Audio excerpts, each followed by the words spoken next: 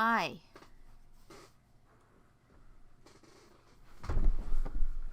Hello. Welcome, Currency, and welcome anyone viewing anonymously to Heaven Will Be Mine. The one where I'm going to be whispering the whole time. That's not true. You can't prove that. Cam's looking at me like, please don't. So, we still have some setup to do within, like, the space. Because the air mattress is still on the floor and we don't have chairs. So... Fuck it. Floor stream. No, we can't do that again. No, it's bad for your body. It's bad for so many parts of my body. In so many ways. So give us another 5 minutes. Yeah, peep this riveting audio. Okay, we need it. Oh, you're gonna keep it on? Fuck it. All right, sure. Okay. So I need you to tip the air mattress up so I can put the big chair back. Yeah. Oh, like this way? Yeah, that way. Stream setup ASMR. It's just gonna be a lot of rustling. Oh, hang on. How did I get this here? You ran over my backpack. That's how. No. Yes. Yeah, you did. I wouldn't buy it. Oh, there's your socks. You should put those with your others. Nah, they're fine. They go together. And then don't lose things. Okay. I always lose things. No, we'll put them together and then lose the socks. Okay. Now you slide it this way.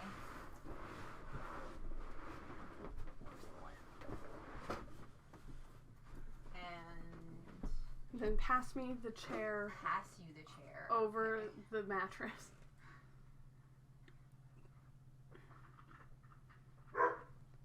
Hi, Leku. It's just the chair, baby. Can you guys hear the dog? He doesn't like the sound of my rolling chair.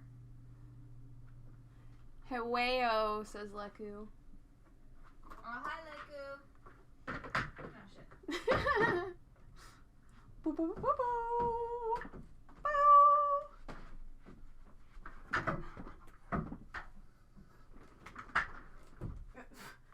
Do you need assistance? No. I am perfectly fine. Everything is fine. Chair. Number 2. Now I have a place to sit. What did you... Ow. Oh. It was the... I stepped on the cord for the air mattress. That was all. It's electric. It's a fancy air mattress. The door's not closed all the way. Oh. Don't ow yourself again. I will not. I moved it into an unowable position. Carencio has an emote for Rocky now. That was the same emote from last time, and now we're getting it again. So anytime you hear a dog bark, Carencio's gonna put that emote in chat. Yeah. So you could hear him? Because the door was open, so... Yes. That's what the yep was. Hi, Carencio. Thank you for my cutie. Yes, hello, Carencio. Hello, Leku. Hello, Anya. I'm doing anonymously. Thanks for coming on this journey with us as we set up the room for stream. So we're now both... Ooh. Not dropping the microphone. We're now both situated comfortably. Why? Katzen is on Tumblr showing me funny images. It was one image. Also, I'm checking my messages. Oh. Pardon my assumptions. Yeah, that's you.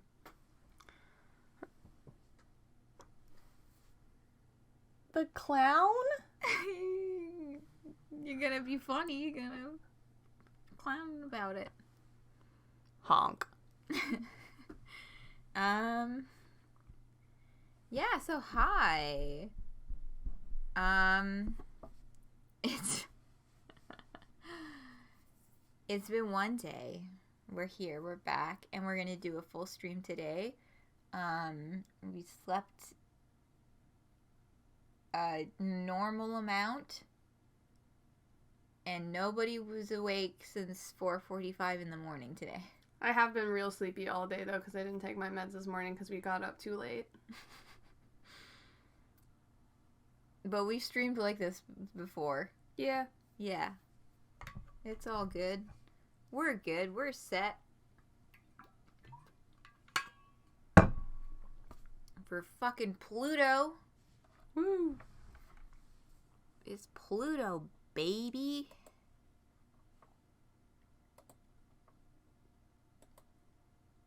Look at that game.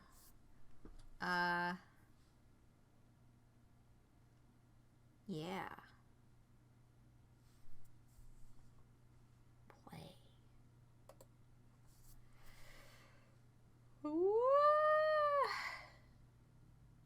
Sorry, I'm just texting my father back. Okay, that's important. That's an important thing to do. Yeah.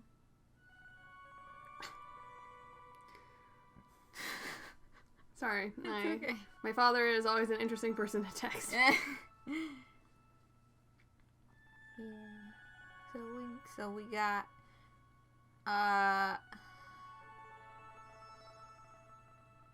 Pluto. We started Pluto yesterday night.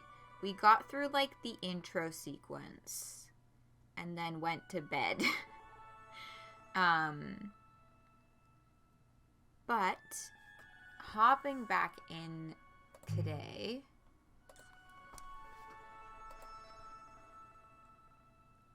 Boop.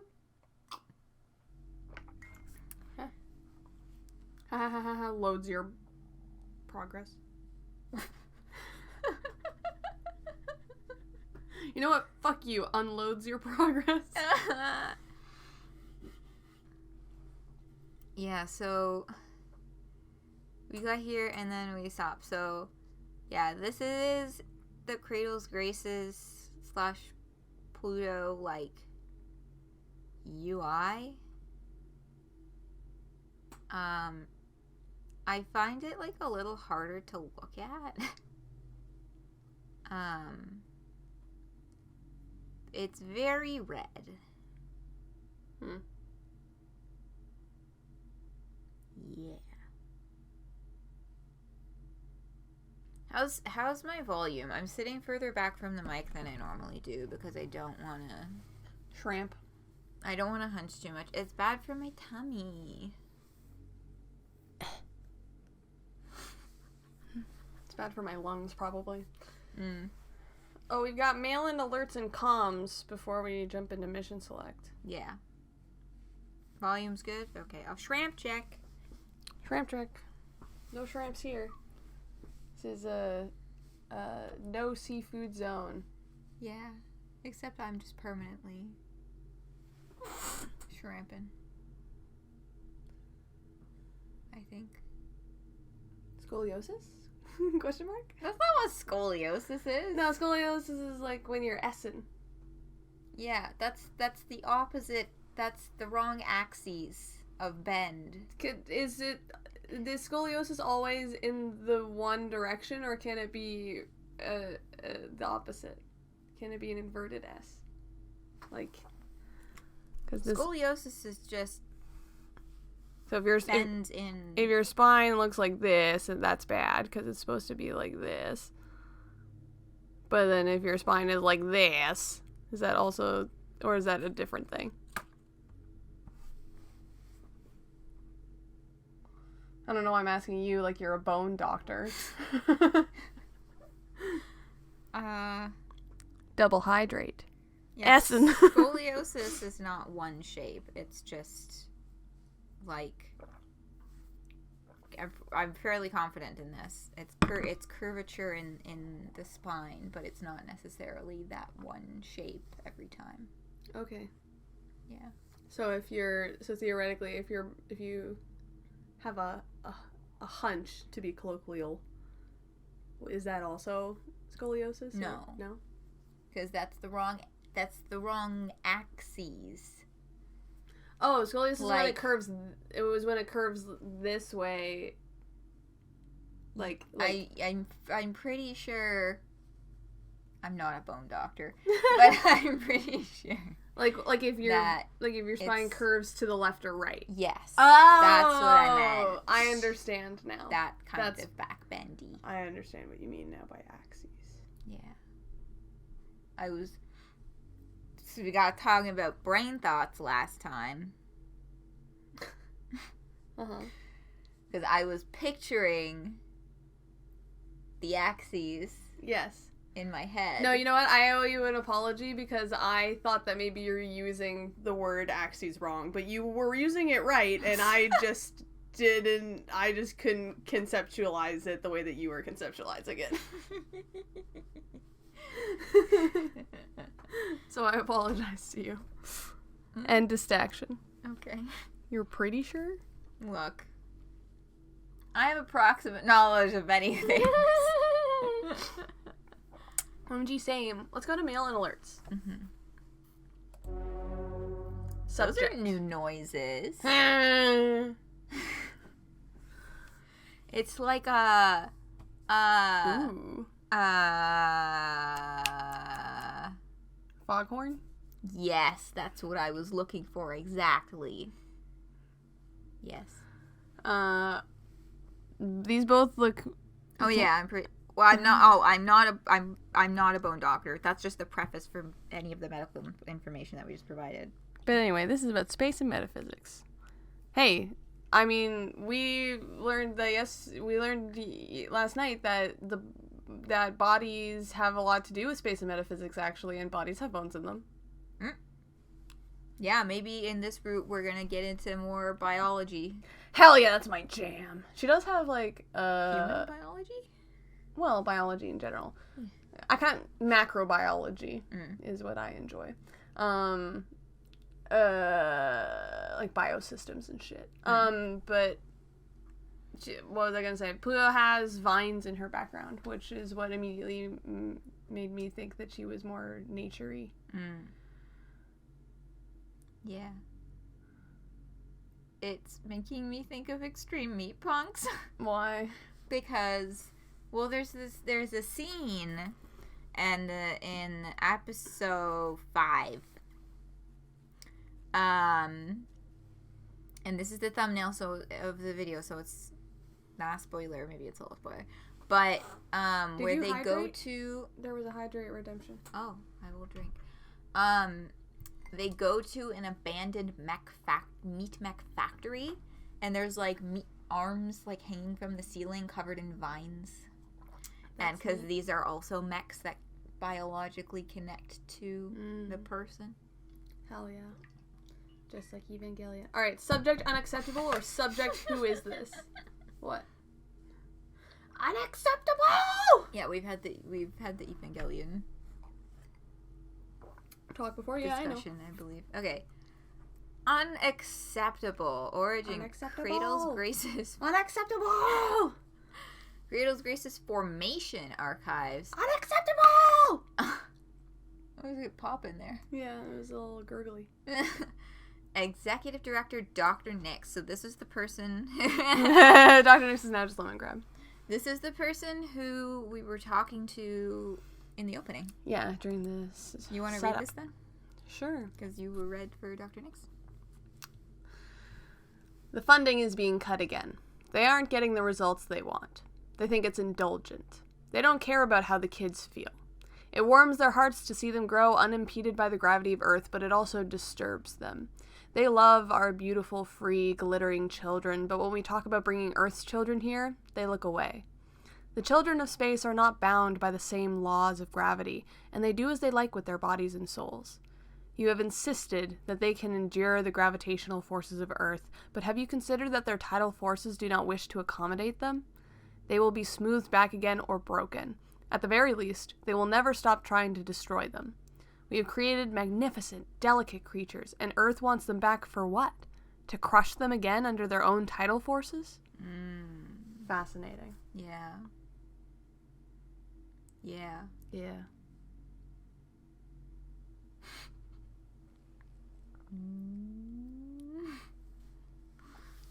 Acceptable. Yeah. I like that. I like it too. So that's... Yeah. So the people of Earth... Because was Cradle's Graces also originally part of Memorial Foundation? I feel like they have to be if they... Because Memorial Foundation is the one that made all the ships, right? Yeah, I think everyone was initially a part of Memorial Foundation because they were the space... Yeah, they were involved in the space the Earth stuff. Space people. Yeah.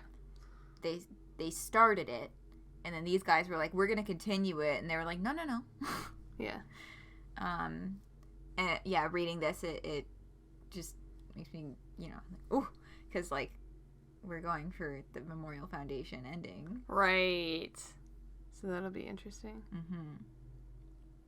Because it does kind of spit in the face of all of Pluto's values. Well, we don't necessarily know that the Memorial Foundation ending means closing the gravity well and bringing all the pilots back to Earth. It could mean something else. Mm-hmm. That's just, we know that that's what the Memorial Foundation's goal is, but in siding with them, it might go a different way. Mm. Mm-hmm. Wait, maybe, says Leku. Okay. Who is this? Origin, ambient title information, author, a love story. Mm-hmm. I don't know who I'm sending this to, but I think about you all the time, in the back of my mind. I know a lot about you. Does that mean you know about me too? Or are you just glowing brightly in a way that I don't understand? Is anyone seeing this? Do you get messages like this all the time? Are you aware of how much you loom in the heart of someone you haven't met? What am I expecting? I don't even know. This is really awkward. Sorry for doing this. It must be really hard. It must really be hard. No, I can't really know that. This is delusional of me. I'm going to make it stop, because if I don't, I'm going to come to hate you, because I'm already so frustrated I'm nothing like you. I need to understand why I tear myself apart thinking of you. I'm not going to send this. I don't know how to send this, and I hope you never read it. Interesting. Origin, ambient title information. Yeah. So this is just something that Pluto has absorbed from gravity somewhere. Yeah. Wow. Because, like, yeah. Collective consciousness. Because they were talking about, like, they mentioned it a number of times, a handful of times in Saturn's Route 2, but with Pluto's introduction, they were pretty explicit about the fact that, like, ship selves can sense each other's presences. Which, I mean, during Saturn's route, like, I kind of read that as more of a narrative device, or more of a, like, because, you know, people can kind of, like, you feel like someone's watching you sometimes, right? But, like, with Pluto's introduction, it's like, no, it's more literal than that here. So. And Pluto also, in her introduction for this route, there was something about how she can feel other people just like normal people. She can, like, feel their presence and know that they're there within, like, her own gravity, because her gravity is so strong. Like, her personal tidal forces are so powerful. She's just, like, aware of people all the time. Celestial mechanics broke off from Cradle's Graces? I think that they both broke off from Memorial Foundation.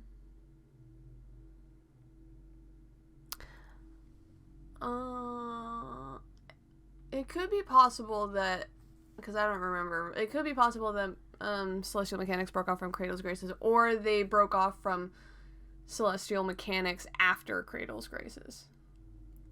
You broke off from Memorial Foundation after? Yes. Yeah.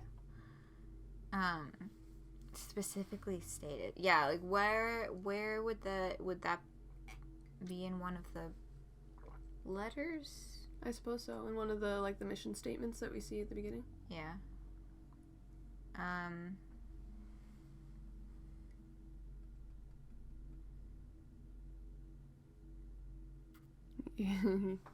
IDK. Yeah. That's okay. Let's meet our Person in the chair. I get the feeling that it's probably Dr. Nix. Oh no, it's Mars. It's Mars. OMG. Okay, so Pluto's tagline is "I'm thankful for my cradle's graces, but we're not going back." Yeah. Mm-hmm. Mars, Generation 2 pilot, first class. DMs open for fight requests. Hello. Love that.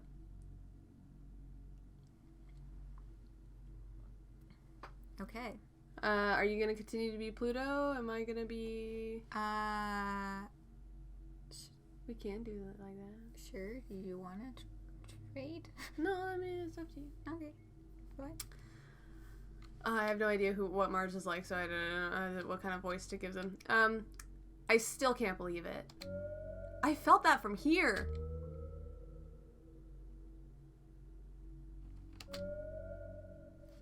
That's yeah, you. I know. I just wanted to hear the noise. I just wanted to hear the noise again.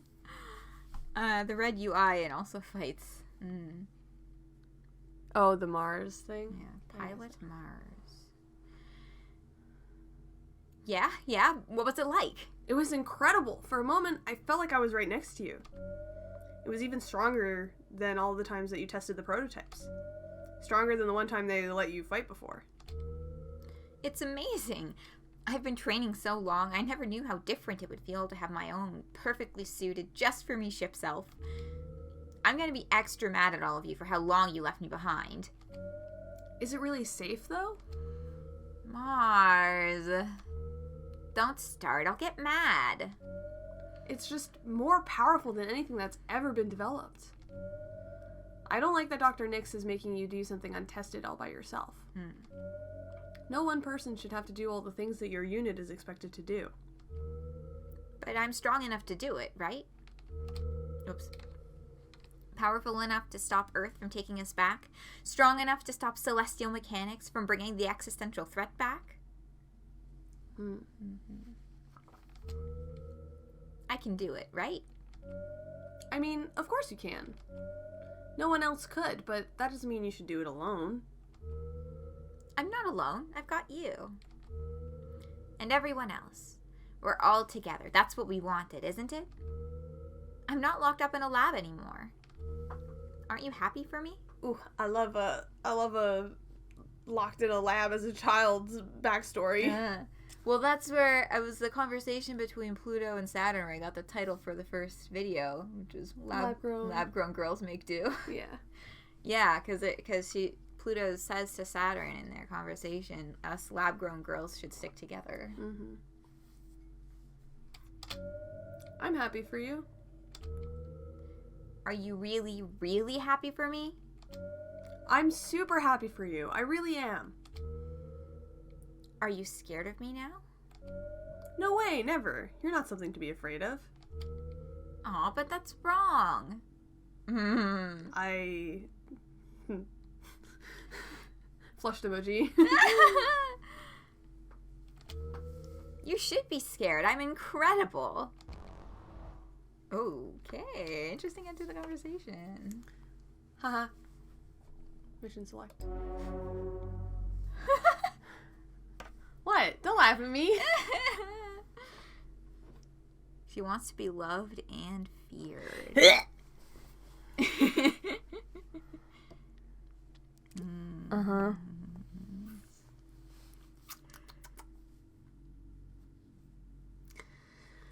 So,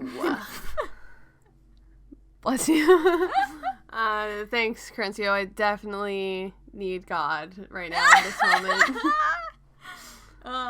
You know, this reminds. Okay, so when I was trying to find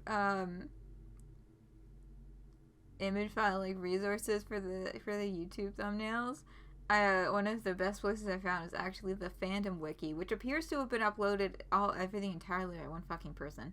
So, like, shout out to whoever did that. Thank you so fucking much. But one of the sections is just, like, a bunch of random, like, shitposty doodles. That I think it would have been AVB. Posted to, like, Twitter and whatever. One of them was, like, Saturn a Splat Tim, which I love very much. And another one of the, like, shitpost doodles or whatever was Pluto crushing Mars's head between her thighs. That's great. Yeah, it's like a whole art gallery on the fandom wiki for Heaven Will Be Mine, where they compiled all this stuff together. Should we poll this? Yeah. Okay. Saturn or Lunaterra? Saturn or Lunaterra. That's the wrong tab. Manage poll. New poll.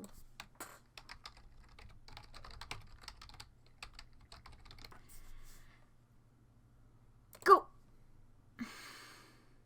Go? Go, go, go, go. Get your votes in, get your votes in. Who we talking to first? Saturn or Lunaterra? Saturn or Lunaterra? Going once, going twice. We got votes coming in for Lunaterra. Go. That means dog in Mandarin. Cool. Oh, we have one for Saturn. Yeah. So I believe the conversations are the same. So if we talked to Saturn and then picked the Cradle's Graces conversation route, then we would get the same conversation that we saw when we were playing as Saturn and picked Cradle's Graces. So we're going to go with Celestial Mechanics options. Here. Cool. Lunaterra wins. Yeah. Okay. So. Retrograde and retrograde. Yeah, because Saturn returns strange gravity of the abandoned Daphnis lab. Saturn lies in wait for the looming threat of Pluto's mysterious ship. But what are they after, and will they get it? And the one that was the one, the Saturn, and for Lunaterra, retrograde and retrograde, chasing after the string of pearls. Lunaterra and Pluto find each other instead. It's been almost a year since they last saw each other, and Lunaterra has never seen Pluto like this. Are you ready to spin backwards? Hell yeah. Woo!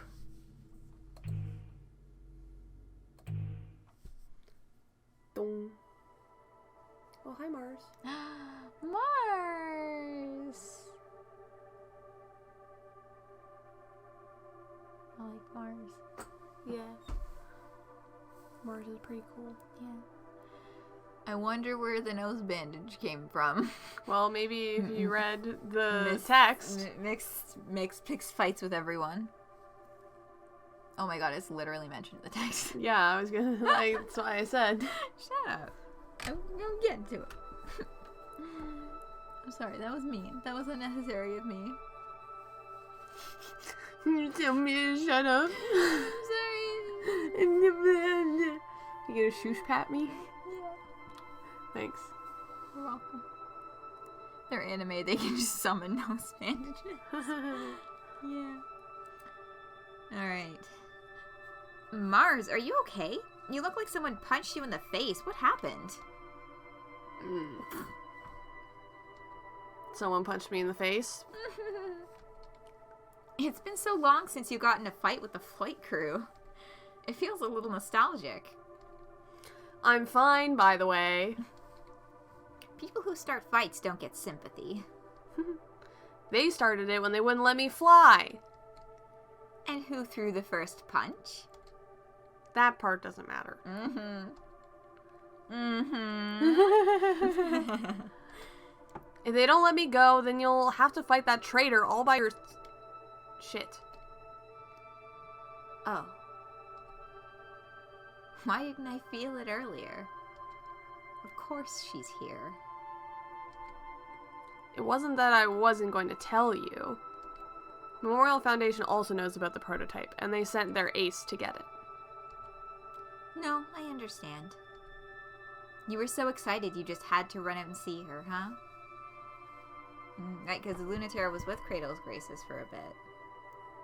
So... might have, even though betrayed them as the organization, we might still have personal connections within the organization. Yeah. Which maybe Mars is. That's messy. I like it. You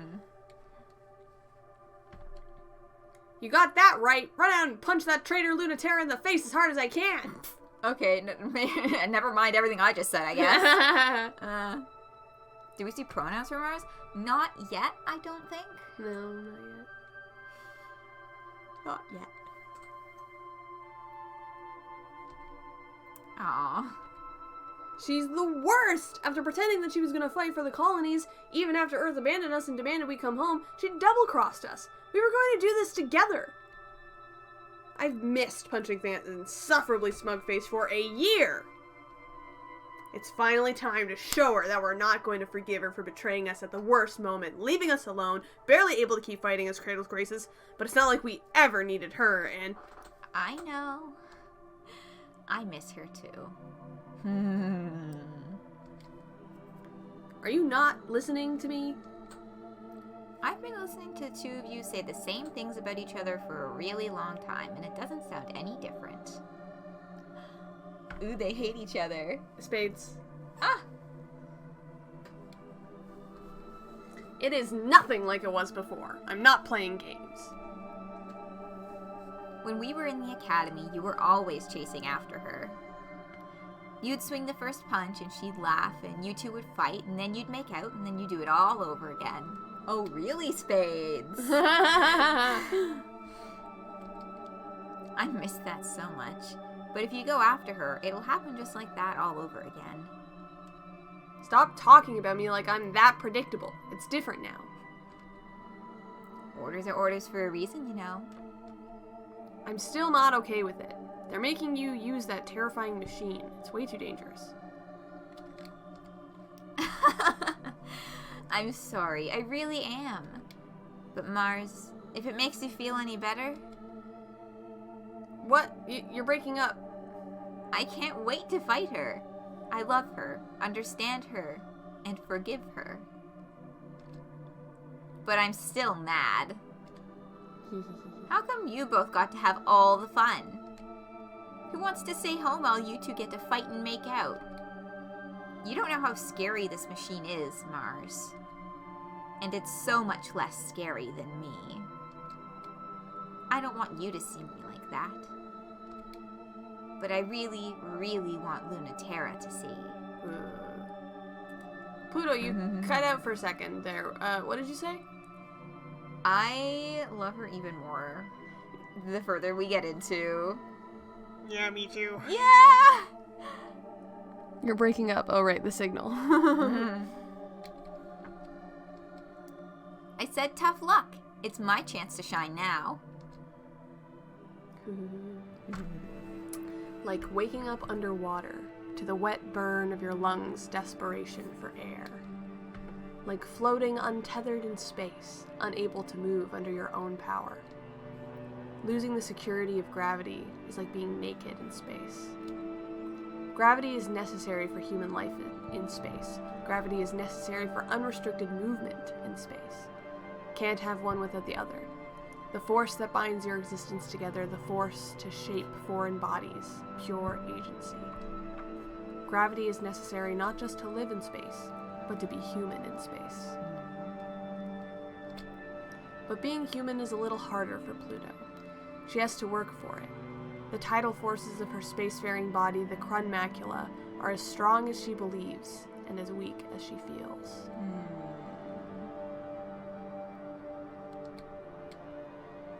And Lunaterra needs to make sure all of the calculations are in order.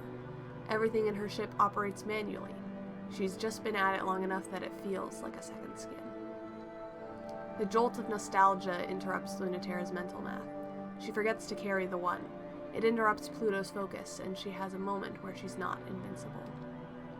Close enough to touch the surface of the moon lab, Lunaterra is seen and known by Pluto, and they are suddenly falling down the well of too late and nothing you can do. You wanna do Lunaterra? You wanna switch? Sure, I'll be Pluto. Okay. I knew it. Warning, gravitational interference. It's important to get a grip. Knowing that there's nothing you can do is something Pluto considers freeing, and Lunaterra considers freeing, and Lunaterra considers exciting. Feeling doomed is clear permission to do whatever. As soon as Merecrisium is through the cloud cover, she fires solid light into the remains of the Celestial Mechanics lab and chases it through the wound.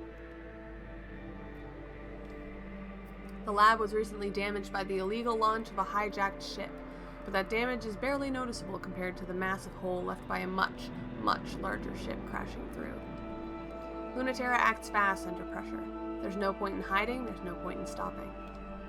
It's true. Lunaterra is living on the whim of Crunmacula, which can probably do whatever to her at any time. If she can't run away, she wants to make the first move. It's the sort of thing that makes a lot of sense if you think about it. And no sense at all if you think a little more. But that's Lunaterra, isn't it? She's betting you'll think too much, or not enough.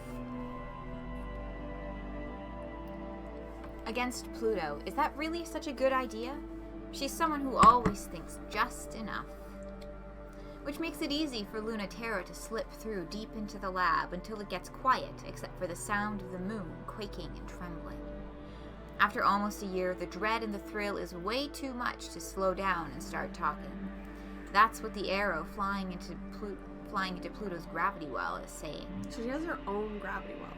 Yeah. Who will make the first move? Choices. No? Not yet. When Lunaterra punctures the last armor layer and opens up the terminal cavern, light spills out and screaming sound because the Crunmacula is peeling the lab and most of the moon inside out with the forces of its own tides. Ooh. It's not something that's impossible or anything. It's just something that's only possible in theory, which is still terrifying. More terrifying. And more terrifying than that power is Pluto's finesse.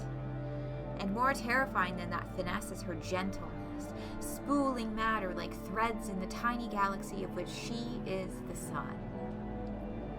Her power is very kind, but it's also a little perverse. What meaning does mercy have from something that can core out a moon? Crunmacula's developers compared it to a black hole. They wanted a machine so powerful and absolute even light couldn't escape it. Lunaterra understands now that was wrong. She's a star, gushing and twinkling with matter and light. Who wouldn't be swept up in that? The Merecrisium is so small. Pluto has never seen it from her perspective like Crunmacula's before.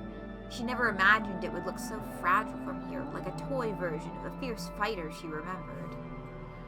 Pluto's sense of scale is true. Lunaterra feels just like a plastic toy, too. Come on, say something. It's making me sad. It really does fit you. So much more than I ever thought. Is it hard to look away? Being able to render you speechless is the power I've always dreamed of. What do you think? I know just a look won't change your mind, but I want you to tell me. Tell you what? That I regret betraying you? I told you then that I always would. No, I won't let you do that, Lunati. Did you think I'd be mad? I mean, of course I'm mad at you, but not for anything you did to me. I wouldn't ever be mad at you for not having enough faith in me to see through Kratos Grace's dream of a hope for new humans in space. I'm just mad at you for not having enough faith in yourself to see it through. And leaving all the work to me. Oops, I guess that is why I'm a little upset with you. Not mad, you know. Just disappointed. I can't believe I'm still the one scolding you like a kid. I'm trying to be a grown-up, you know. I did the responsible thing. I took the realistic option. I'm here to play the part of the boring adult, the grown-up villain. Oh, that's right. I remembered why I actually am mad at you. You better not go down quietly. You better really believe what you just said. I'll forgive you if you left us for something stupid, but I'll never forgive you if you left us for something you don't believe in. And you better not believe in it, because I also won't forgive you for fighting for a future that cruel. That doesn't leave me a lot of options. I don't think I can fight against that. Don't you dare. I won't forgive that either. Were you hoping, maybe, that it wouldn't be like this? That I wouldn't have to fight? It'll change you. In ways you don't understand. I've seen you fight so many times. I saw when you got that scar and your poor ship got her wound. Has anyone else seen that side of you as much as me? I don't think so. Not even Europa. But it's different when you're on the other side. You think I don't really know, because I've never stared down the barrel of your rifle or felt that knife nick my ship? It's a different kind of knowing. Teach me then. Or I'll teach you. Pluto learns a lesson, or Lunaterra gets schooled. She knows the scar lore. She knows the scar lore. Betray outcome in favor of Memorial Foundation, or outcome in favor of... Well, we're going for the Memorial Foundation ending. Yeah. So, I guess Pluto learns a lesson.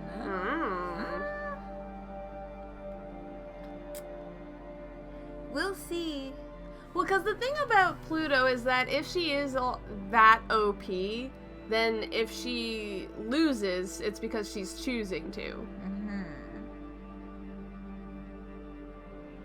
Because, yeah, so I could see this going the way of, like, she doesn't really want to hurt Lunaterra. Yeah. And then Lunaterra gets in her head. Yeah. We'll see the other option when we do... When we do Lunaterra's route. Yeah.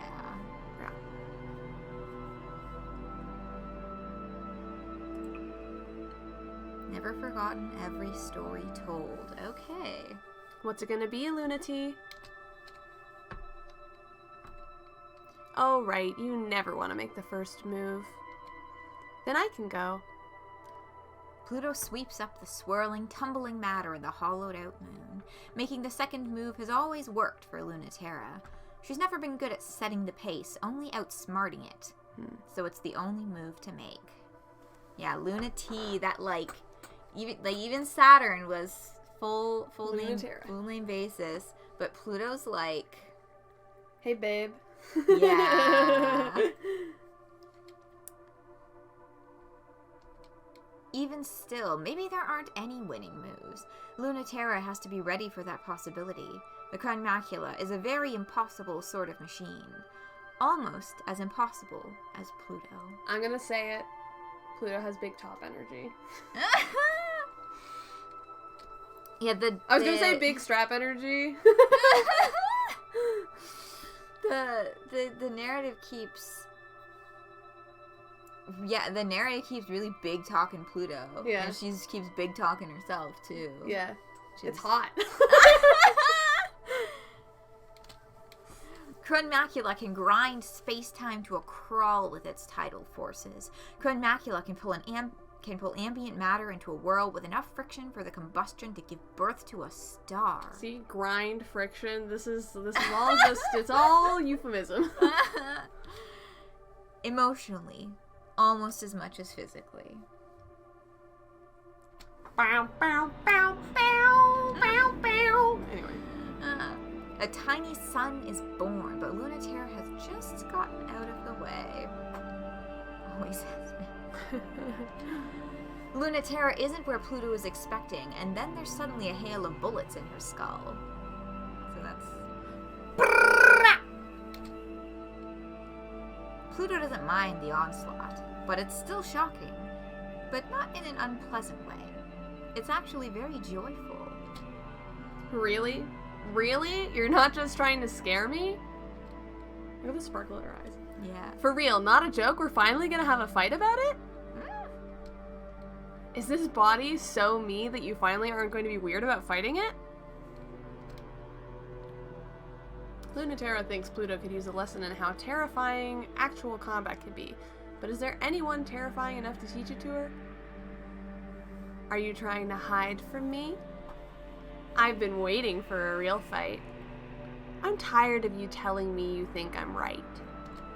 If you really thought that, you'd be here on my side. So prove I'm wrong already. Or admit defeat. Bullets through her arm and chest are pretty much everywhere, but that is not a problem. Tear the bullets, even if they're light. Redirect them with gravity. Pull them into a cosmic whirl. They will never even reach her. They will always be approaching, never meeting. They will be an infinite whirl. Wow, just like Gojo. From Jujutsu Kaisen. He's got... I don't know if it's gravity. Yeah, it is gravity. He's got gravity powers too. Where he's like... things don't hit him because as things get closer to him, they get slower and slower and slower, like at an increasingly infinite pace, so that things never actually touch him, and he can make black holes or whatever.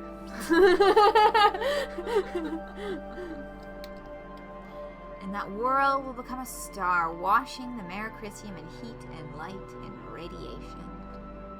Ah, that's more like it. Not fast enough, Pluto. Seems OP? Yeah, it is. That's like the whole point of Gojo's stuff. And then she runs Pluto through. Ugh. It's not enough, but it hurts. It's serious. The brittle spear is of a cold and rational metal that repels cosmic concepts. The brittle spear is a cold and rational metal that repels cosmic concepts. Like how iron is fatal to fairies. Sure. Or whatever. Wow, damn. Cool. I like that. Yeah. Thank God. I was beginning to worry you didn't care about anything anymore. So here. The star supernovas. Chronmacula holds the star, and Chronmacula is the star. Lunaterra almost doesn't get out of it. Her engines overheat. The electromagnetic current shorts her sensors, and her chassis is fried. But she can move more than Pluto can, at least for long enough to get away. But I'm still ahead of you. Now I know why everyone hates you so much. You're no fun to fight with at all. Are you kidding? Like you fight fair. Now that I know what you're really like, I'm not going to accept anything less. I don't want to do that again. Well, too bad. Whose fault is that? Yeah. I know. Pluto's like, deal with it. Cope. Do we see Pluto upset at all in the Saturn route? That face. I don't think so. Maybe like once. Yeah, we saw her a little upset, but not very frequently, because we were picking the fucking Cradle's Graces options. We were playing into her hands. Yeah, exactly. This is coming out nicely, by the way. Thank you. I haven't touched it in months. Yo, guess what, everybody? It's fucking friendship bracelet time again. Yeah. Have you been doing it this way? Oh, no. This is, yeah. Yeah.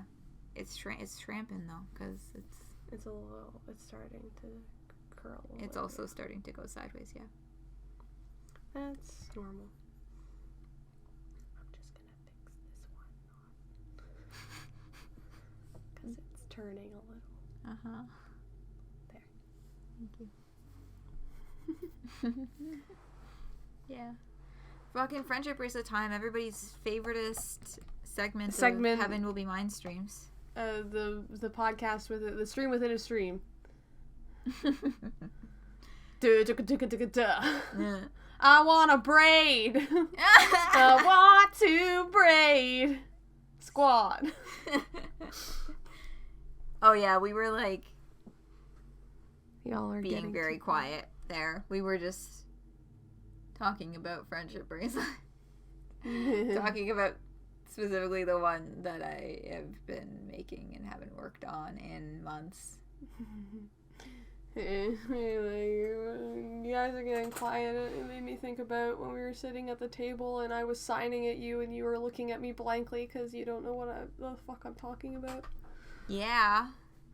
Request breaks song. Ooh. Is it the Munch Squad song? There's so many variations of the Munch Squad song. I want to munch. Squad. I want to munch. Wow. Wah. No. It is. Wah. Loading. Wah. Wah.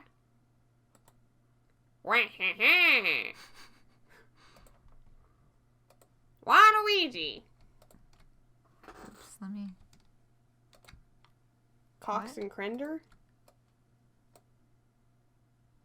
Did you just close it? No, Oh, okay. I just opened it in its own new window, and Firefox is fucking slow. Oh, I understand. Maybe it's because you have so many tabs open. No.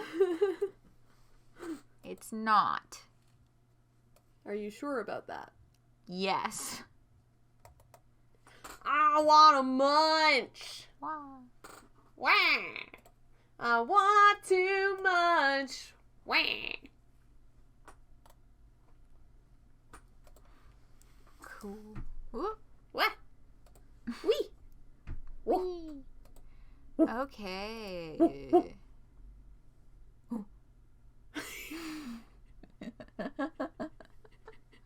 Do that again.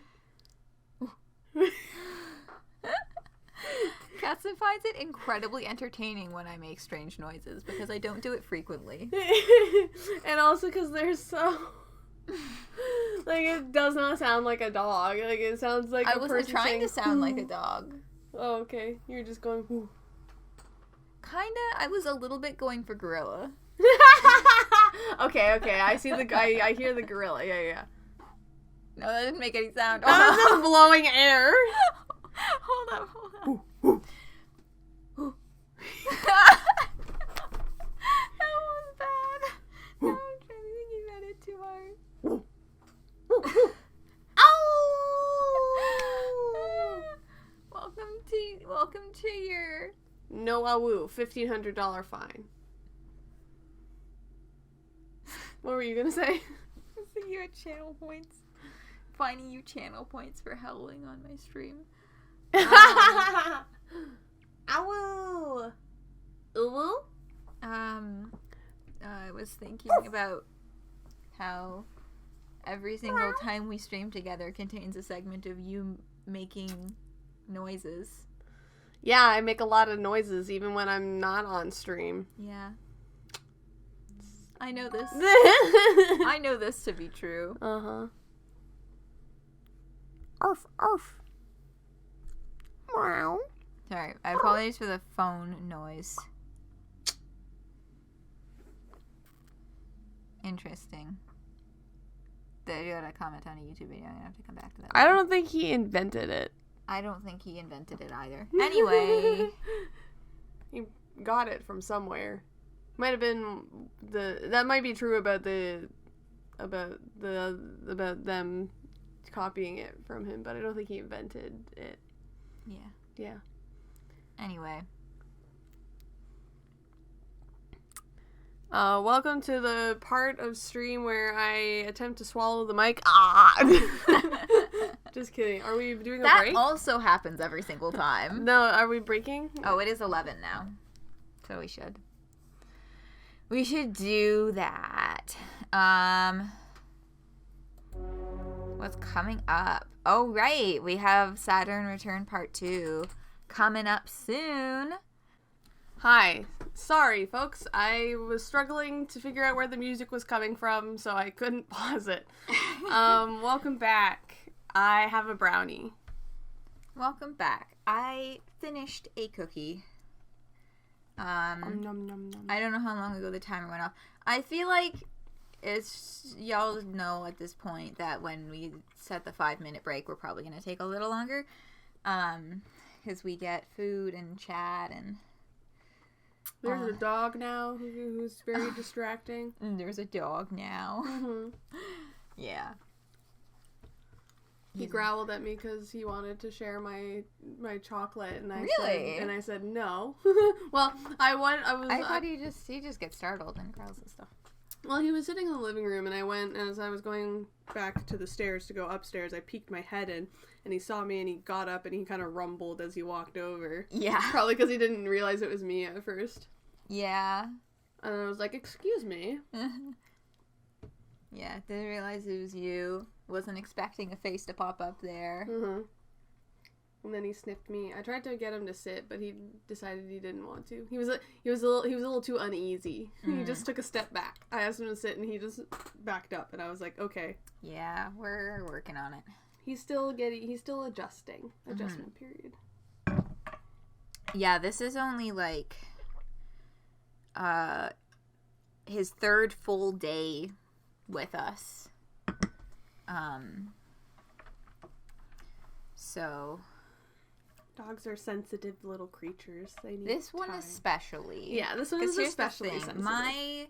You at soup. What? Why are you at soup? Yeah, this baby especially because like this is my second or this is our second family dog. Mm-hmm. And the first one. You know what? You may have heard her or heard of her because I started streaming in 2017 and we had to put her down in 2019. So, yeah, she was a real sweetheart, collie, and she had a very different personality from this. She was the she, as a puppy, you know, was the stereotypical kind of like just fucking so ready and excited to meet every single new person, ready to maul them to cuddles. Mm-hmm. Maul them with cuddles and like bouncy and frolicky friendly and all this kind of stuff. And this guy, he's just got so much anxiety. Like, he still won't go into our kitchen. He's gone in. He's reached about the halfway point, I would say. Mm-hmm. Before turning around and leaving again. Yeah, before turning around and leaving again. And he won't do stairs. Not because he can't, but because apparently one time he tripped a little when he was doing the stairs at his old house and whacked his bum, and he just has never done stairs since. And he does not like tight spaces. Or narrow corridors, which is potentially part of the kitchen issue. Is there a reason he doesn't have... He growls at new people, not in a mean way. He's just a little... wary. He's just skeptical. Yeah, it's more and nervous. It's like a grumble rather than a true growl. Yeah. Like, there's no teeth or anything. No. He's just a big baby. Yeah, he just goes... And then he goes and he's never been aggressive. If he always just runs and hides. So, Is there a reason he doesn't have like anxiety? Just like a blanket instead of a bed, or does he chew fluffy things? No, there's no particular reason for that. That's one of the things that's really nice about him is that we don't have to worry about him chewing on stuff. He's very good about that. Maybe for Christmas I'll get him a bed. Oh, that's a big purchase. You don't have to do that. I know, but I get discounts. If you want, you can reimburse me like half of it, and that could be our Christmas gift to him. Sure. We'll wrap it nicely. We'll figure it out. Okay. Yeah, because he doesn't have a formal bed. He just like a blanket that he likes right now from his old place. Because I don't remember if I mentioned this yesterday, but it's we have lovingly adopted him from a home that was not fully suited to his needs. So, because he's a big guy and he's got a lot of fucking energy. He's a run man. Mm-hmm. So, you were in the backyard with him today. Yeah, it's true. He runs like hell. He was so happy. Because he's nervous in the house, but the moment we got outside and he was off the leash, he was just like and like running around. Yeah. Did he show you his snowplow technique? No, the ground was a little trampled for that, but he was chewing on the snow. Yeah, he was like licking up snow and digging up sticks. Yes. That we need to be careful of because the sticks from the trees in our backyard they're far too weak for his powerful jaws. Yeah, they're very soft. He was crunching them up. Yeah. Yeah, no, my mom was the one who took him out for the first time after we had a big snowfall. Mm-hmm. And she said he was running like a snowplow because as he was running, he was leaning his head down to like scoop massive mouthfuls of snow into his mouth. He likes to eat snow. Mm-hmm. And then he does. And then he looks up at you with his silly floppy ears, and he's got snow all over his nose. He's got his tongue hanging out. Yeah. Yeah, he's cute. Yeah. Yeah. Anyway. Saturn Return. I'm gonna try and avoid doing long diatribes about my dog that I love too much now that I have a dog again. I know it can very easily take over massive chunks of stream, so I will also try not to do this too much. Even when it's just me, but he's new. He's the new baby right now. Yeah, we get a pass right now. Yeah, he's the new baby. Papa. Yeah. I was wrestling with him earlier. Yeah. Yeah, he likes that. Mm-hmm. Yeah. Yeah. And he's very gentle. He's very respectful when he plays. I work with dogs, right? And so I've met some dogs who are not at all gentle or respectful when they try to play. And like, they don't mean anything by it. They just don't understand that they are strong and have sharp nails and teeth. Mm-hmm. They just like barrel into you and you're like, ugh! Yeah. With my old dog, the plaything that we had to kind of train her out of because she was a collie was that she would nip at our heels to try and like herd us around the house. And my parents are frustrated because my brother and I, at the time that we adopted her, I was like 9 or 10. Mm-hmm. And yeah, your mom was he was like 12, 13.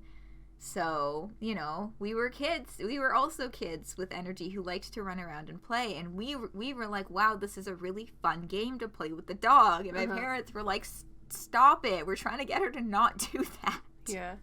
Yeah, your mom was telling me that when you got her, you and a bunch of your classmates all had the same idea where everybody wanted a dog, and so they would share tactics with each other and then take it home to their parents and like wear them down. And so everybody like from your grade had a dog because got a dog around the same time. I don't remember this at all. That sounds so devious. No, yeah, right? And she told me that that you came and like wrote a list of reasons why you should get a dog. Oh, I was really determined. Like, yeah. I read every single book about dogs from our school library and was constantly like, I was really into Nintendogs.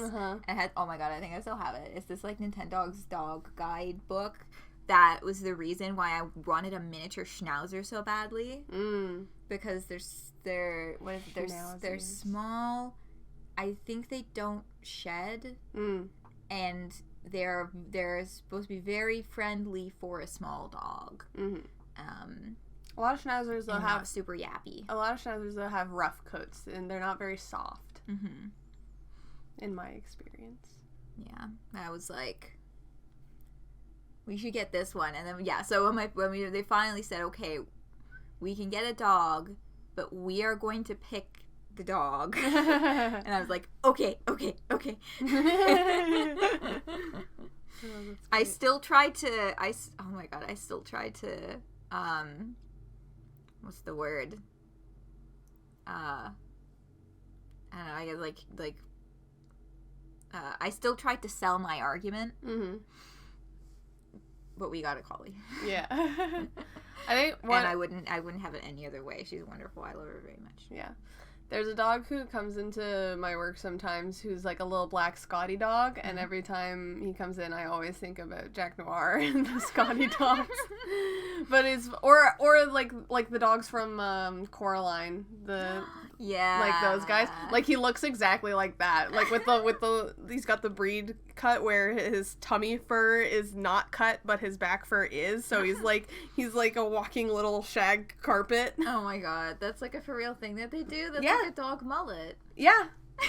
It's like the standard like cut for that breed. That's what they do in all like the dog shows and everything. Oh my god. Yeah. Anyway. Mars and Pluto. Mars and Pluto. I'm Mars again. I wish you didn't have to do this. I want to keep being Mars. You like being Mars. I like being Mars. I like being Pluto. Okay, cool. I wish you didn't have to do this. But I love chatting with you. Especially about your latest sordid affairs. Ooh. Well, thanks. Wait, that's not what I meant. And sordid? Dramatic, tempestuous, explosive. No. Problematic. Oh my god, Mars is problematic. No! Tumultuous. That's sexier. But that's still bad. I mean, how would you describe them? Not like that. Intense or something. The last one was really good until the end. Should I be more generous? Well, it'd be nice. But you're not very good at relationships. Kill me. It's kind of cute. You love people so much that you forget about them completely. Your honesty really hurts sometimes, you know? Interesting. You love people so much you forget about them completely. Yeah. It's like I'm thinking about the analogy that I once heard where it's like it's not enough to love someone, you have to understand them too. If you had a pet jellyfish and you love the jellyfish, if you take the jellyfish out of its tank and cuddle it because you love it so much, that's not good for you or for the jellyfish. But if you understand the jellyfish's needs, then you can keep it in the tank and it'll be good. So if you love something without understanding it, then you can damage it by accident. Yeah.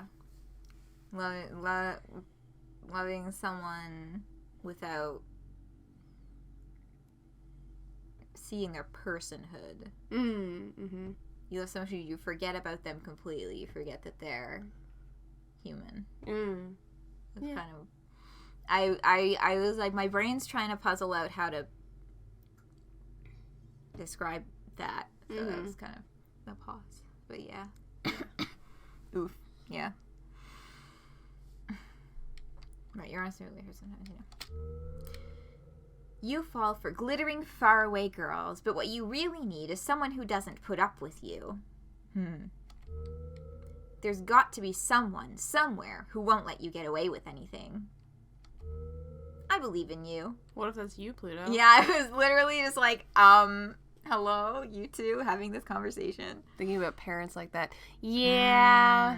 Mm-hmm. I feel like that's pretty common. A lot of parents want their kids to be a certain way, and they're like, oh, I love you, but it's like, do you love me, or do you love the idea of me as your child, but I'm not meeting those expectations. Or I need something that you're not prepared to give me, or whatever. What if? Like who says, oof. Yeah. Yeah. Where the child is a trophy to be shown off for personal gain, rather than a person with needs and wants. Yeah.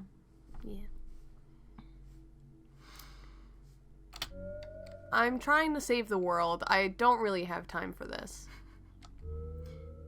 But you're not too busy to keep flirting? Pluto, God! Sorry, baby, no mercy for you.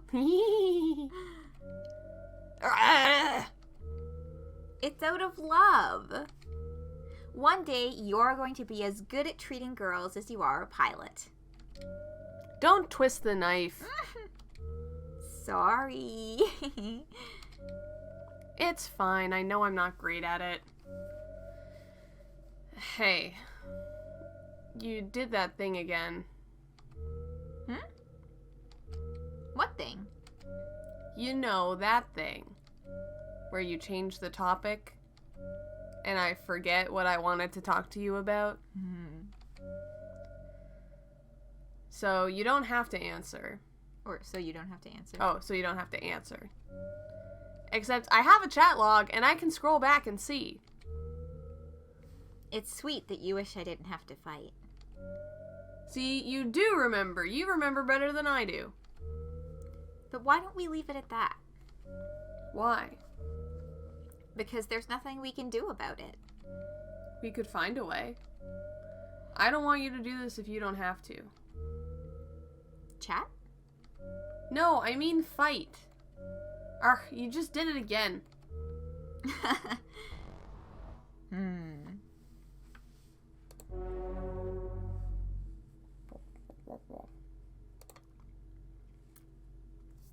You or me. Rochambeau. What? Rochambeau. What the... Is that rock, paper, scissors in a different language? I don't know if it's in a different language, but that is what it is. Yes. Rock, paper, scissors, shoot. Okay, we both did paper. Rock, paper, scissors, shoot. I win. Okay.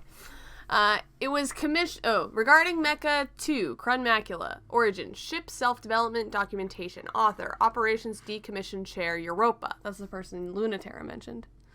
I almost read that as regarding Mecha-kun. Oh, Mecha-kun. It was commissioned before it had a pilot, before the technology for piloting it had been developed, before the technology for its workings had been developed. I think we recognize that the construction was an act of faith. Nix's directive was to create the sort of self that we wished to see. I think, of course, that... You know, you're gonna make me... Sorry! Nix's directive was to create the sort of self that we wished to see. I think, of course, that was the moment that it was clear to me that Nix was fighting for what she believed humans could be, not who humans were.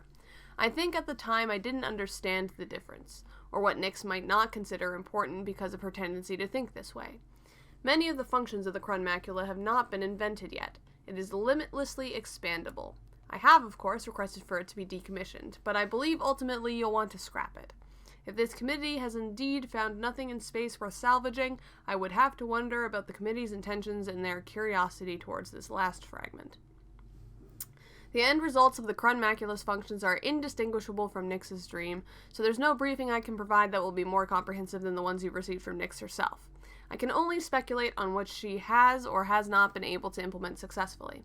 As terrifying as the Crunmacula is, the pilot Dr. Nyx has found for it is more terrifying by far. They might find a way to make it move even yet.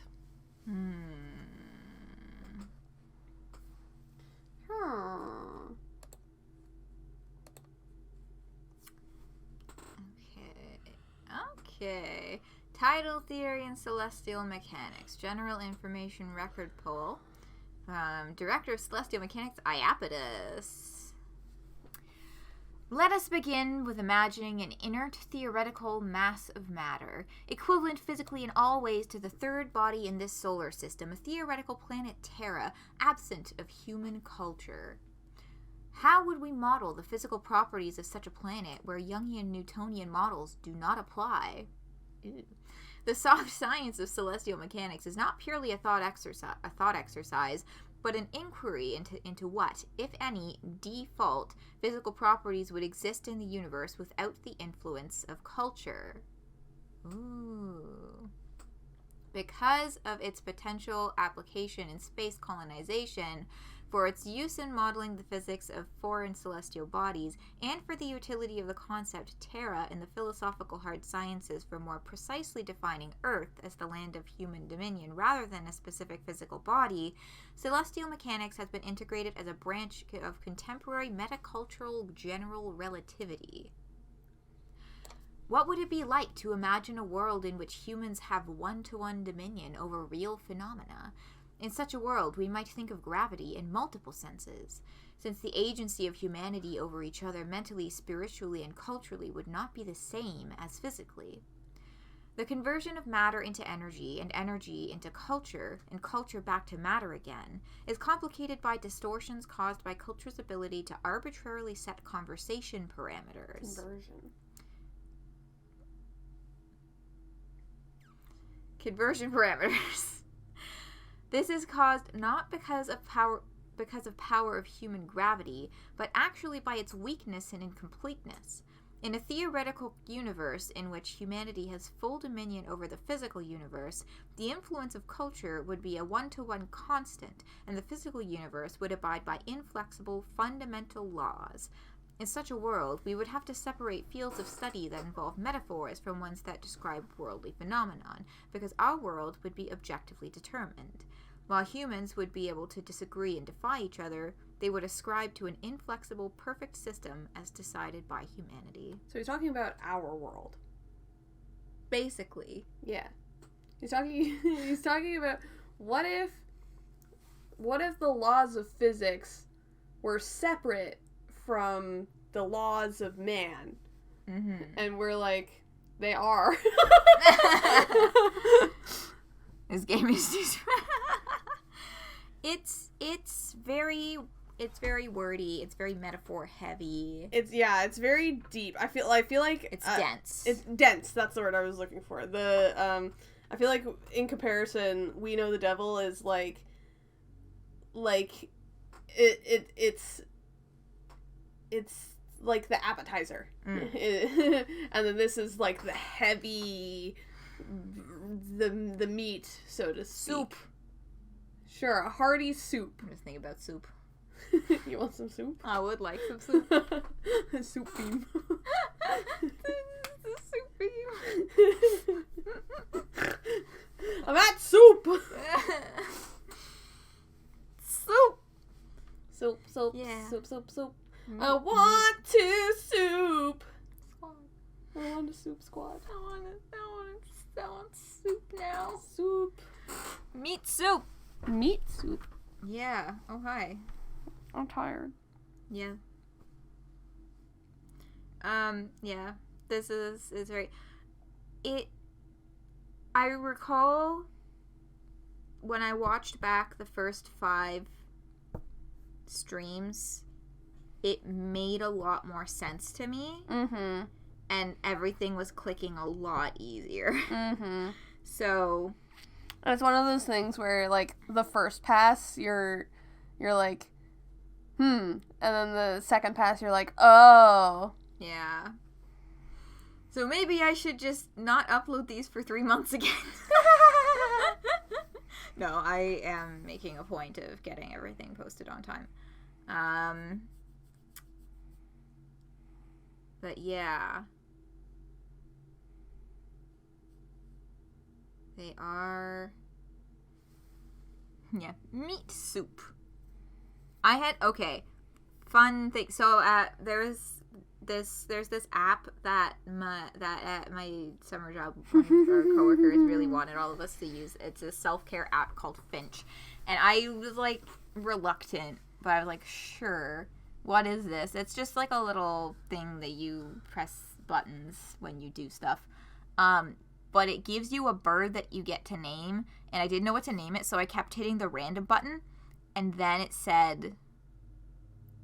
one of the random names they came up with was Soup. And I was like, keeping that. That's my guy Soup. So I had a bird named Soup. I uninstalled the app like a few weeks ago because it just was not beneficial to me. Do you remember what my bird's name was? It was something funny. It was something similarly silly. I can look it up right now because I think I still have the app. Yeah. I just haven't opened it in forever. Yeah. Tuna. Tuna has missed you so much.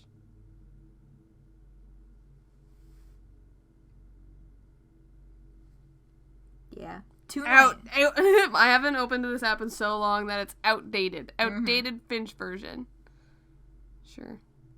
Yeah. It just was, it did not. It wants me to sign in. Never mind. I'll just delete it. What the cheap is that? Interdimensional good vibes station. Oh, I think I know this. Anyway. Tuna soup. Ew. That sounds terrible. Soup and tuna, the cute little birds. That's good shit.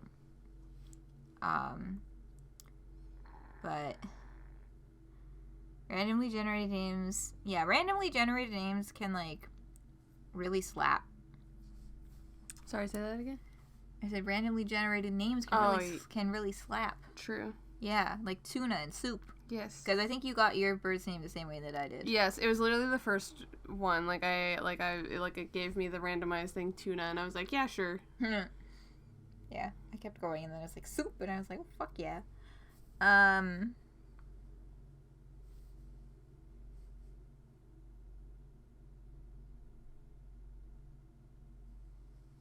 My little guy is wearing a cute vest and glasses and has that's the genderqueer flag, right? Yeah. Yeah. Oh, that's a rainbow fish. A rainbow fish? Yeah.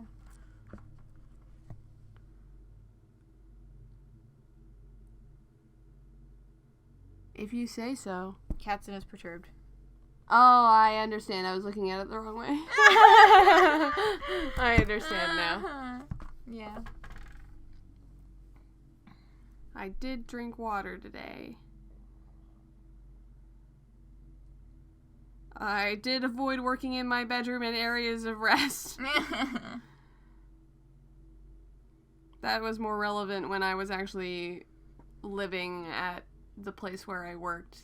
But now I don't do that, so I don't have to worry about it. What was it? Putting things back in the right place? No, it was avoid working in my bedroom or places of rest. Oh, yeah. So while I can't, my goal was if I'm gonna be like writing, doing work stuff, I'm gonna do it in the office and not in the bedroom. Yeah. Yeah. Yeah. Bedroom is just for relaxing. Yes. And I thought it was gonna be an distraction, but it was hydrate. Fucking cheers. Cheers. Cheers, big ears. All right. Mission select. Saturn Return. Launch. Yeah, baby. Synchronization. Synchronization. Pluto! Why are you suiting up? The Celestial Mechanics Lab was wrecked and the prototype escaped. We should be heading back to the inner solar system. She's still here. Who? Some incredibly ridiculous, utterly irresponsible, dangerously devious brat. Ooh. Yo, I just keep loving Pluto more. I'm not who you're talking about, right? Wait, what's... Oh, one of the many pride emotes was the fish foot rainbow. I don't know why they would do... Anyway. Sometimes you just need a rainbow fish. Yeah. Don't be silly. You're not devious at all. Then who? Also, hey. They're being very tricky, so I can't quite tell. But I have rough coordinates. They slip between the cracks of the universe, play fast and loose with the laws of physics. Oh, I get it. Staying hidden and out of sight, but being really smug about it. I get it, cause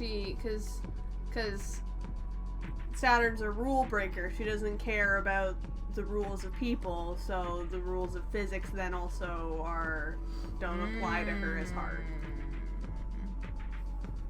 I get it. Yeah. She's a rule breaker. I think they're showing off. You two being drift compatible. Drift compatible. I don't know. Yeah. I don't know what that means. Are we gonna have to watch Pacific Rim? I've kind of been wanting to be What's honest. What's it about? It's about people who fight who fight kaijus and giant robots. Oh. Okay, cool. Yeah. First one is good. Okay, so only the first one then. Wait, let's do that tomorrow. Watch Pacific Rim. We'll see if we can find it. Yeah. Yo ho, yo ho. Yeah.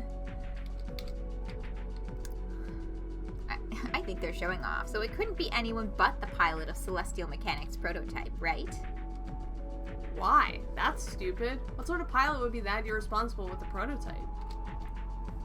Hey Mars, when you were in the academy, how many prototype units did you wreck? Let's not talk about that now.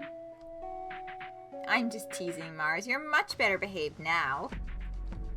If the intel was true, their prototype is really powerful, even against you. I know. I might not be able to stop her. This location is the experiment lab. It was shut down right before Earth canceled the space program. I don't like this place, Pluto. It's like they shut down Daphnis Lab and... Did we agree on a pronunciation for that? Daphnis? Daphne? Daphnis, I think. That's how I've been pronouncing it too. Okay, Daphnis Lab and converted it into the perfect site for an ambush. Really? It's too much for me? Well... It's stronger than the fleet I destroyed? I mean... I'm not saying you're not strong enough, but a stealth mission against a secret weapon is different. No one knows what Celestial Mechanics is planning, but it's always awful. It's definitely a trap. This mission to the outer planets is only to destroy Celestial Mechanics' lab and prevent Memorial Foundation from recovering the prototype. Mars, if you keep trying to protect me, I'll get mad. But I'm... Let me have the tiniest bit of fun.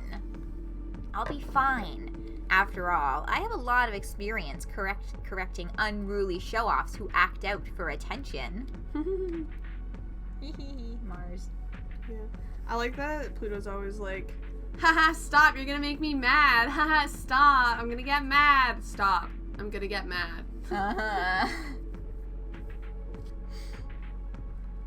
Daphnis, the tiny shepherd moon. So small it barely earns the name. Tumbles through the Keller Gap, ruffling the rings of the planet it orbits. It houses the last official laboratory of Earth's decommissioned space program, training ground of failures like Saturn and special girls like Pluto. Saturn remembers it feeling cramped, anxious, and scary. No, wait. Pluto remembers it that way. Saturn remembers when it used to feel so special to be chosen, a candidate for the last generation of pilots. But didn't Pluto feel that way too? Sometimes two things are true. In this place, gravity is quietly degenerating, and distances are becoming ambiguous between past and present, between me and you. The Daphnis lab seems smaller to Saturn now, though not as tiny as it feels to Pluto, and that's obvious. No longer people-sized, she tears through it like worms in an apple. But there's a much bigger worm here, and she doesn't know if this was a good idea. Where was a good idea? Saturn doesn't have any ideas. She's just trying to hide, even though there's no place where you cannot be felt by me. I think this is Pluto cutting in with the purple. Alert, tidal residence, IFF confirms enemy, warning, gravitational hazard, danger, pressure exceeding safe range. I know, it's extremely exciting. Stop making me so nervous. You want to trade it? Sure. Because last time we read this scene, we did it with you were Saturn and I was Pluto. Sure. We can spice it up since we're getting a little bit of repetition. Yeah. I know, it's extremely exciting. Stop making me so nervous. Supermassive. Small enough to hide in this complex, but with a dual reactor denser than the entire moon compressed into the head of a pin. An hour ago, and Saturn felt the gravitational pull of something so big and so close and so powerful, the interior of her cockpit creaked with the pressure, and her head, heart, and eyes welled up with tears. Something that couldn't be anyone other than Pluto. Cool. She must be pretty big, huh? So why is she so hard to find? Saturn has no idea. Why do I have the feeling someone's laughing at me? No one is laughing at Saturn. The lab's been abandoned for years. But Pluto, Wherever she is, giggles. not in a mean way. She really does think it's cute. I haven't thought about Pluto in a long time. Oh man, it really would be funny if she was in that monster. Well, now someone is laughing at Saturn. Hey! Now I know someone's here. I can feel you listening. But I can hear you too. And I can catch you. You're not the only one who can fuck with the narrative. I love it when they get metatextual. Oh yeah, baby. So, yeah, mutually assured destruction was what we went with last time. Cradle's graces. So, narrow escape, betray, outcome favors celestial mechanics.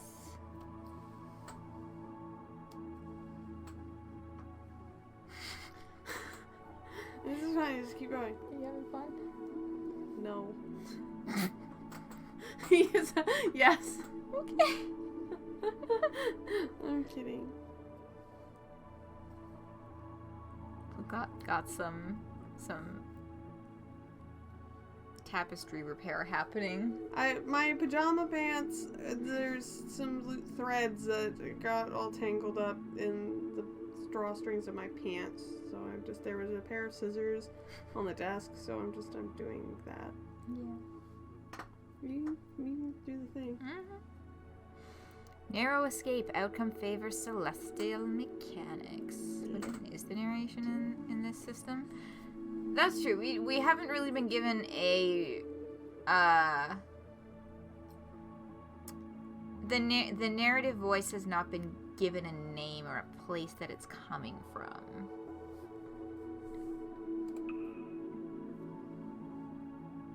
Celestial mechanics advances, opening futures, closing pasts. It's easiest to not get caught if you don't care about catching anything. Oh, okay, thanks. It's just about knowing there isn't a difference. And focusing deeper. And focusing deeper. The real celestial mechanics, the interactions of bodies in space via forces of gravity, the weight of mass and culture. Explained by the story behind them. That's just science. With your own gravity, reach out and pull. Good girl. You know just what to do. Do you like what you caught? That's just science. Yeah. Explained by the story behind them. Yeah. The Chronmacula towers over Saturn. Pluto's ship is so big it barely fits in the lab complex, but it's only a speck compared to how big it feels. Massive enough to warp local space-time, humming and vibrating with nebula dust, and absolutely, effortlessly gentle. Without Pluto's most delicate touch, the Chronmacula would have destroyed Saturn and the whole complex without even trying. How much do you trust it? I knew you'd be right behind me or something. If you did, how come you're not facing this way? I'm an idiot, I guess. You've come a long way just to be an idiot. You must know exactly what the ship can do, right? Did you come to fight me on purpose? That's really brave. And really cute. If you can touch me, I can touch you. So I'm not getting close. You came all this way, not even to fight? Aw, that's not cute at all. But it's smart. Hey, don't underestimate me. I'm scary. You think? Maybe I believe you. Cute things can also be scary. But I'm curious now. I was worried you were going to waste your chance, smug in your new machine. But you're pretty clever. You want to talk? Without fighting? If you're good. Otherwise, I'll bite. So, what did you want to talk about? As Cradle's Grace's glittering psychic death machine, you definitely have more important things than to go out of your way to bully me for no reason, right? Oh, that's right. That man and the fleet are escaping, aren't they? Hope you don't mind falling for this trap. Trap? You? Silly, I know you're more important than that. More than catching the rest of Celestial Mechanics' fleet? I knew this would be fun. And you knew it too. I am absolutely delighted about you doing that, just to be clear, so you don't have to read my mind to roast me about it. I can't read minds. You know that's not how it works. This feels familiar. It's almost like we had the same thing before. Did we do this one already? No. No, because we favored Kratos' Graces like the whole time, I right? think so. I'm gonna have to go back and double check the... Anyway. Part of it might be the same. It might just differ somewhere else. Yeah. But I also don't need to know that. But I did want to know how the biggest overachiever of my juniors turned into such a bad girl. If you really remembered me, you'd remember I wasn't ever good. I do remember you. Even if you're not that good at being bad, do you know what you're doing? With that machine that's so dangerous we don't even want to find out what it does? I think you answered your own question about why I'm keeping it. Are you gonna stop me then? But you don't want to? Hey, stop. Don't pry into me. You're pitying me. If you're pitying me, I'll make you regret it. Not all of us can come out perfect like you. Some of us get thrown out before they see any use at all. I won't pity you. I really would have torn this machine apart. But now that I'm here, gifted little mutant to gifted little mutant, I can't bear to. Because some of us just haven't been thrown out yet. Lab-grown girls like us should stick together. Oh, we fucking read this already. Anyway. I might go back and check on the choices from our first playthrough. I might still make you regret it. Winning isn't my most important task. It's not yours either. Are you sure about that? Are you sure about that? What? The fucking meme guy. Are you sure about that? Oh, yeah, are you sure about that? You're not who I'm worried about. It's only your boss I can't forgive. Oh, I love hearing that. Tell me more. I'm getting a crush already. Regretting it now? Don't worry. There's nothing you can make me regret. Ever since the day Mars began, Mars has been doomed. No, there will never be a planet Mars. That's a name reserved for places where human life, gravity, and culture reign. This is just bitter Aries. But like the stringy, inedible weeds that... Stringy? I guess so. But like the stringy, inedible weeds that grow when nothing else does, Cradle's Graces is dug in and we can't get them out. The colonies are wrecked, the terraforming engines are broken, the gravity furnaces are out of control. So I wonder if there will never be a planet Mars as a name reserved for human life, garden, and culture reign. It's bitter Aries. So I wonder if they've tried to make a colony on Aries, and they would have called it Mars, but because the colony failed or didn't make it, or they took the people off, it went back to being Aries. And in like the culture of it is not, so it never has been, as like a revisionist sort of thing. Just a thought that I had. The colonies are wrecked, the terraforming engines are broken, the gravity furnaces are out of control, there's no resources left on this planet, no strategic value. This planet doesn't even exist. It's an inert rock. There's no point in fighting. There's no need to fight. Ship selves can't keep you alive alone forever, and even if that was the case, we could leave tomorrow and claim victory. Most of the Royal Foundation NSES fleet already did. That's why there's barely any of us left, and why we can't get them out. What? Why don't I go home too? And leave all those idiots to just fucking die on a rock? Who do you think we're doing this for? External communication sent on August 31st, 1978 by Memorial Foundation troops.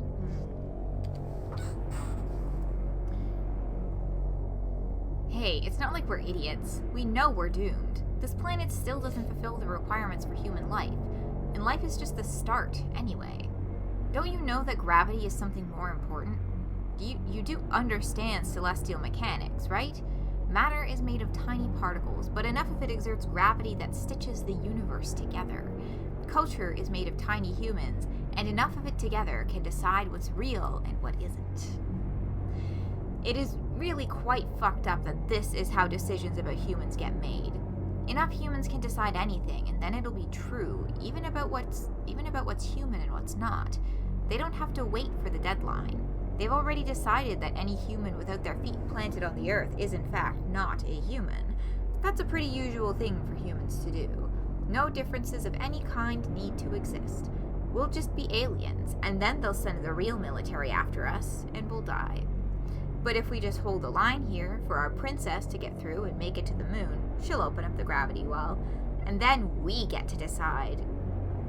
Internal communication sent on January 20th, 1981 by Cradle's Graces Irregulars. SNES?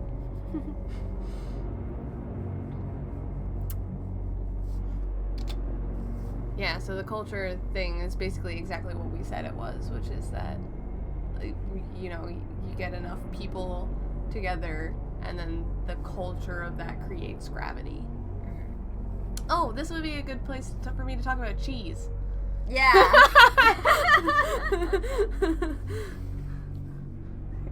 Yeah, Kaz, recount cheese thoughts. Yes, I will. So earlier today, I was having cheese and crackers as a snack, and Boursin, if anybody is familiar with that brand, it's like Boursin. I think it's Boursin. I think it's Boursin. No, I remember. I think that's how they say it in the commercials. I'm remembering the commercials too. We'll have to look it up. Oh. The commercial, because yeah, I remember the commercials very vividly because the woman like putting it in her mouth and being like, or whatever. Anyway, it's like a soft cheese spread for crackers and shit. And as I was eating it, when I took it out of the package, it was like, because it comes in like a circle, right? but this one had been previously opened because I'm at Cam's house, and it was like perfectly in half and like very neatly like that. And I looked at it and I had the thought, that does not surprise me at all about this household, that they put cheese away the way that it was. And I thought about how the way that my dad uses the cheese, which is like from the top down instead of from the side, and he doesn't bother like making it smooth or whatever when he folds it, and he just kind of crumples it up and puts it back in the fridge. So I was like, microcosms of culture and like microcultures of where small groups of people have their certain way of doing things that is like quote unquote right for them, but to someone from outside of that group it seems alien, quote unquote, because it's just they would look at it and be like, huh? Like how like how any Americans watching the stream might go when we talk about how our milk comes in bags. They're like, what? Yeah. What? You weirdos? Bagged milk? Aliens. Because it's strange and foreign and unfamiliar to you, but it still makes enough sense to be recognizable. You're just like, that's weird and different and I don't like it. Mm-hmm. So that was my thought about culture and gravity and alien. That was specifically culture and alien in the context of me eating cheese.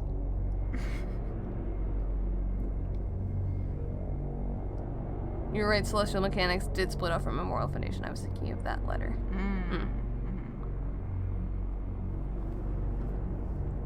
Milk bags.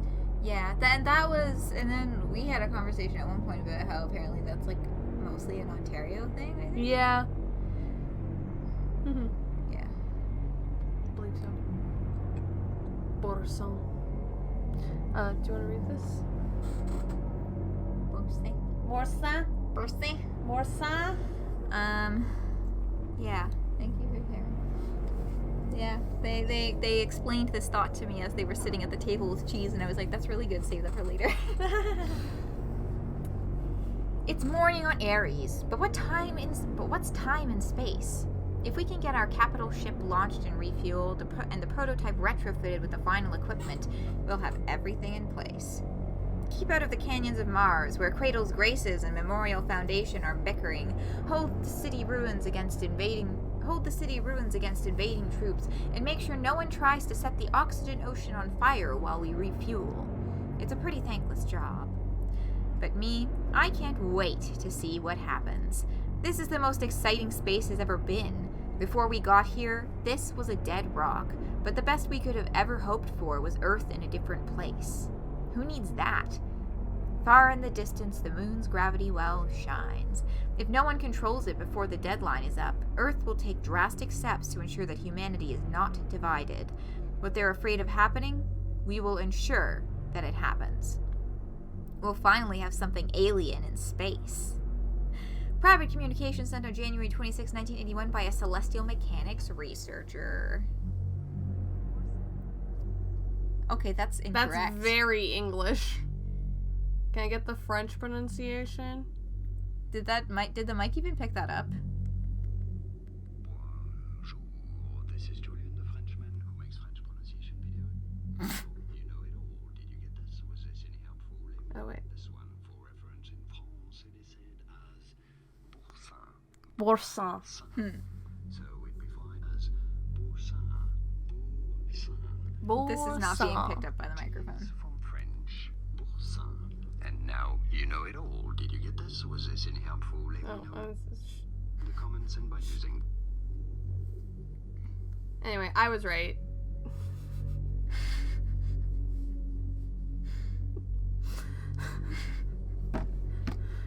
And that's all that we really need to say about it anymore. Mm-hmm. Day 3.